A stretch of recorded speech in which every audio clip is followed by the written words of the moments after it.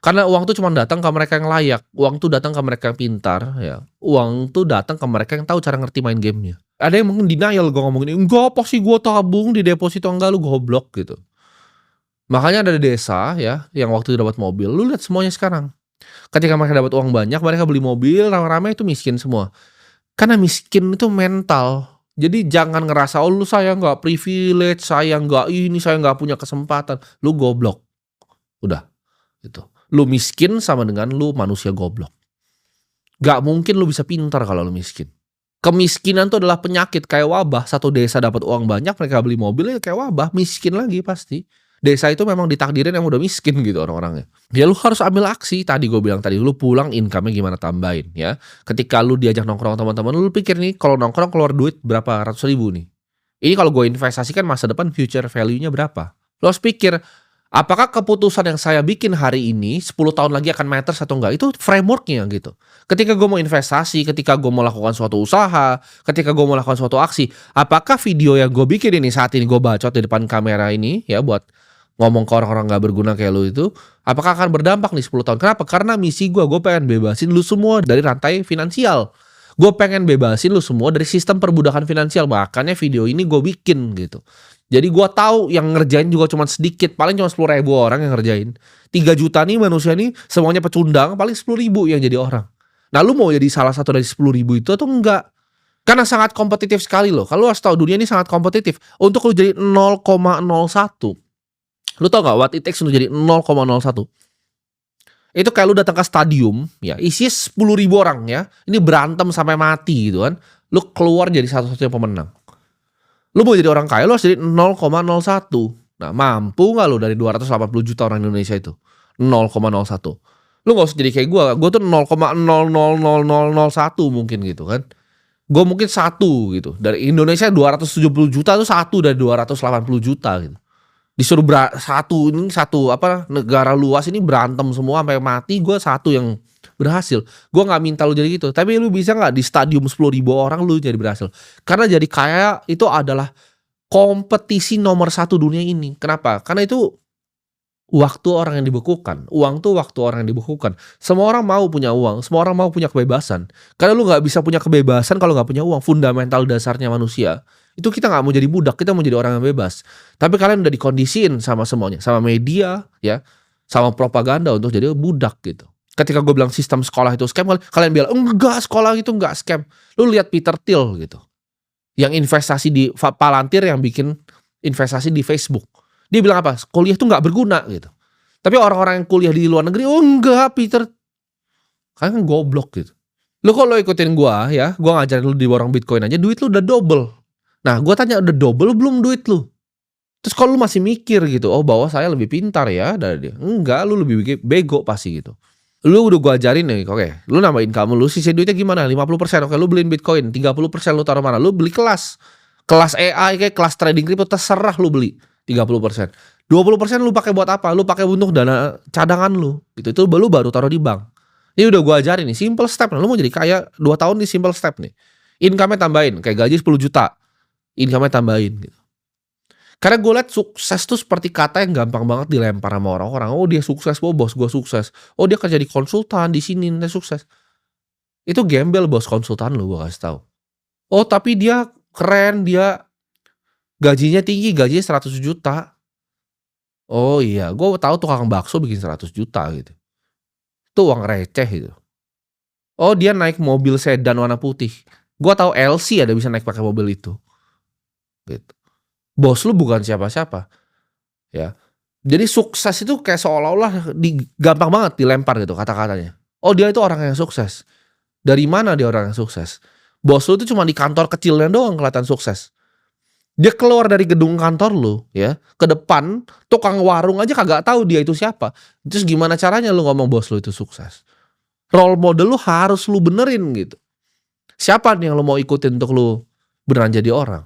Bos lu ketika keluar dari kotak kecilnya itu ya, gedung kecilnya itu, dia keluar set gitu kan, dia makan aja, nobody gives a fuck, gak ada yang peduli sama dia. 2 tahun sampai 2027 tuh menurut gue cukup untuk lu jadi kaya. Ya kalau lu bener-bener tekun, lu naikin income-nya besar, lu bener-bener tekun, cukup untuk jadi kaya. Gue pengen lu tulis, jadi gue pengen lu aksi nih sekarang nih buat lu di sini, gue pengen lu buka notes lu tulis, lu buka buku kayak persetan, lu buka apapun terserah, lu tulis gitu.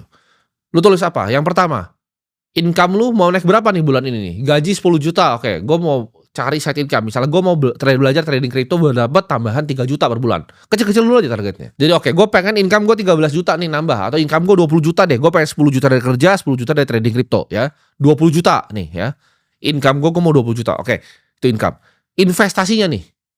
Dari 20 juta itu tadi gue mau taruh mana? Oke, 10 juta gue mau taruh Bitcoin ya. Sisanya apa lagi nih? Gue mau taruh di mana lagi? Oke, 7 juta gue pengen investasi untuk gue leher ke atas. Gue tabung dulu untuk bulan depan gitu. 3 juta buat apa? Oke, taruh di bank untuk hidup. Gue pengen lu catat itu. Terus lu ada target asetnya. Lu hitung tuh. Oh, aset saya sekian. Aset saya 30 juta. Bulan depan. Aset saya tuh udah 50 juta. Bulan depan. Aset saya tuh udah 70 juta. Bulan depan lu catat lagi. Aset saya 100 juta. Lu kalau nggak pernah catat kayak begitu, lu nggak akan pernah jadi kaya. Gue dulu pas masih miskin, duit gue 10 miliar gitu, 20 miliar. Itu gue catat. Gue catat terus gitu, oh pertambahan aset. Kalau sekarang emang udah kagak bisa dicatat gitu. Karena kalau lu bahkan todong gue pakai pistol di sini, duit lu berapa? Gue nggak bisa jawab. Gitu. Ada yang di Singapura, ada yang di sini. Gue harus hitung dulu, rekap semua. Gue tanya tim gue, ya kan. Gue tanya orang finance gue ini berapa gitu. Exactly-nya berapa pun nggak tahu, karena kan fluktuasi ya. Gue ada berbagai macam aset, fluktuasi terus setiap hari. Kecuali lu udah begitu duitnya, baru lu boleh nggak catat gitu. Orang lain, itu pun orang lain yang catat. Lu tinggal tanya, oke berapa nih hal ini. Lu harus belajar gitu untuk investasi gitu kan. Lu join komunitas, lu investasi di relasi, lu ketemu orang kanan kiri. Cari orang yang mau bertumbuh. Jangan lu jadi kecoa yang sama di tongkrongan sampah lu dengan 3-5 orang sampah itu. Lu nongkrong sama kecoa, terus lu jadi kecoa gitu. Lu jadi kecoa kelima gitu. Tapi lu 1, 2, 3 kecoa. Oh nggak mungkin begini bro, begini. Terus ngomongin politik kayak dia paling ngerti. Ya kan, kayak dia seolah-olah dia punya lembaga survei politik begitu kan. Gak penting gitu, gak penting. Lu fokus di diri lu ya. Fokusin ngapain lu berantemin hal yang lu tuh gak ada gunanya gitu buat berantemin. Jadi daripada lu jadi kecoa kelima, lu stop gitu. Lu dengerin video-video bermanfaat, karena lu lihat ke depan harga rumah tuh mahal bos, harga mobil tuh nanti mahal ya.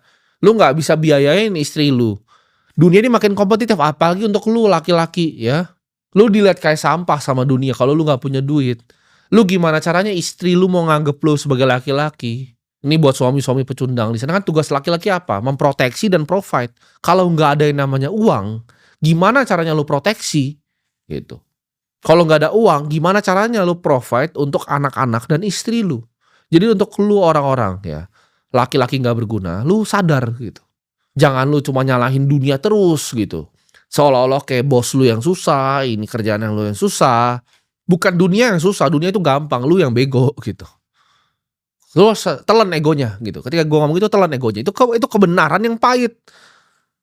Kalau gue mau ngomong nih kebohongan yang indah, gampang gue ngomong ke lu gitu. Oh nggak apa-apa, dunia ini memang susah, yang penting lu bisa makan hari ini. Tapi nggak nyatanya, karena gue tahu lu setahun depan mati kalau lu begitu. Dengan inflasi ya, produktivitas kayak sekarang, jumlah uang yang dicetak kayak sekarang, lu mati.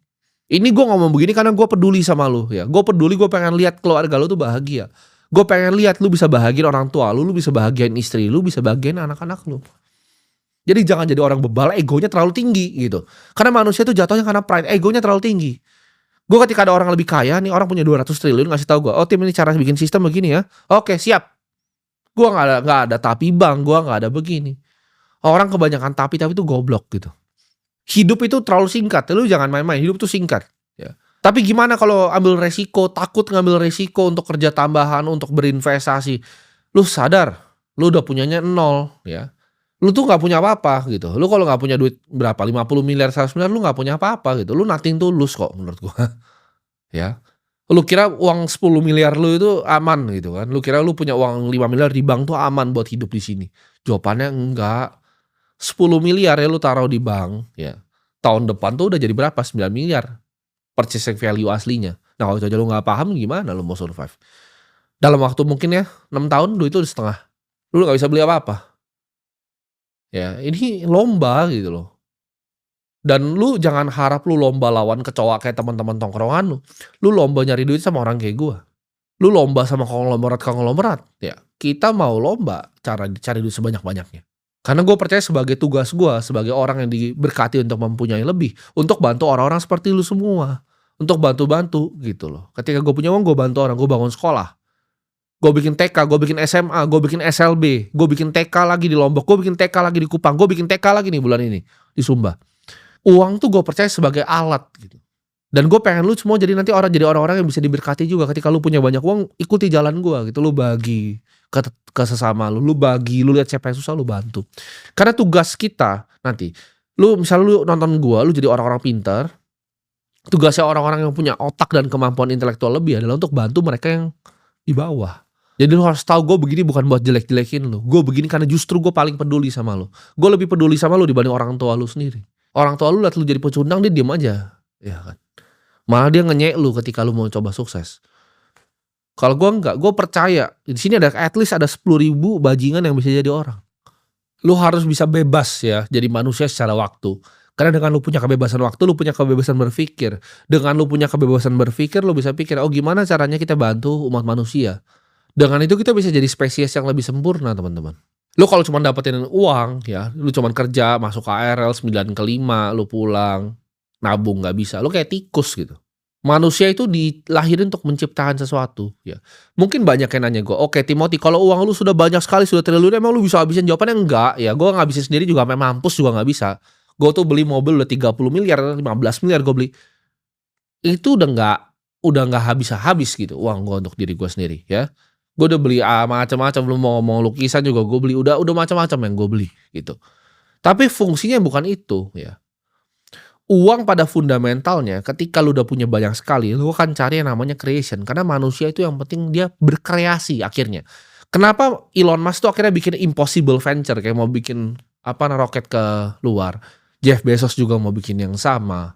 Manusia itu mau menciptakan sesuatu ya. Kita adalah pencipta sebenarnya. Seorang manusia kalau kita nggak mencipta di hidup kita nggak punya meaning, kita nggak punya purpose di hidup kita, lu cepat mati, percayalah.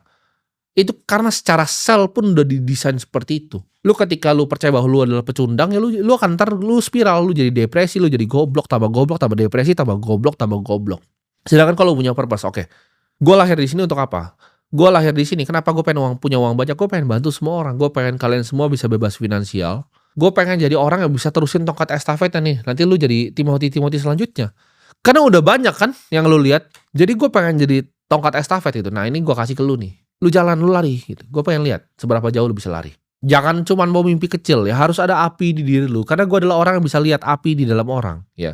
Gue percaya itu awalnya kecil, tapi ada apinya. Mungkin pernah mau dimatiin orang tua lu, pernah mau dimatiin teman-teman lu. Tapi apinya itu ada ya di dalam jiwa lu. Ketika nonton konten seperti ini, lu ulang gitu, lu resapi ya. Jangan cuma lu nyinyir, jangan cuma lu ngerasa tersinggung. Karena gue bilang ya, semua perkataan gue adalah tes IQ. Kalau lu merasa tersinggung dengan statement gue, berarti lu orang bodoh. Karena komitmen adalah proses untuk mengeliminasi alternatif. Jadi kalau ketika lu komitmen untuk jadi kaya, lu eliminasi semuanya. Tongkrongan lu eliminasi semuanya. Gua untuk nyampe ke diri gue yang sekarang itu semua gue korbanin. Mau temen, mau pasangan, mau keluarga, semuanya gue korbanin. Kenapa? Karena gue tahu satu hal ya.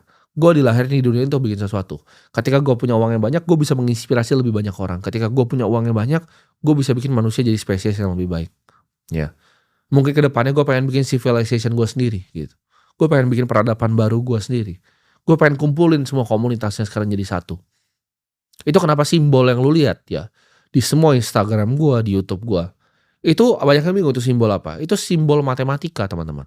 Itu simbol matematika itu namanya for all, untuk semua. Jadi gue pengen bikin peradaban baru yang untuk semua.